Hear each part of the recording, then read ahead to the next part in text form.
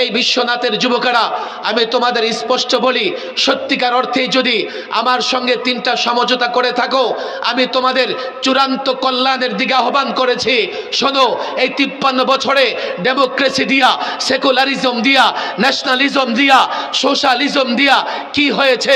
ক্ষমতায় যাবার জন্যে, ক্ষমতায় টিকে থাকবার জন্যে এত লাশ পড়েছে। কোন দেশের যুদ্ধ এতটা লাশ পড়ে না। 53 বছরে এই তন্ত্র মন্ত্র দিয়ে রাষ্ট্র পরিচালিত হবার কারণে জনগণের সম্পত্তি এতটা নষ্ট হয়েছে, এত গাড়ি ভাঙচুর হয়েছে। জাপান বছরে এত গাড়ি বানায় না। আল্লাহর কসম করে বলি, জুলাই আগস্টে ছাত্র জনতা রক্ত দিয়ে দেশ নতুনভাবে স্বাধীন করেছে।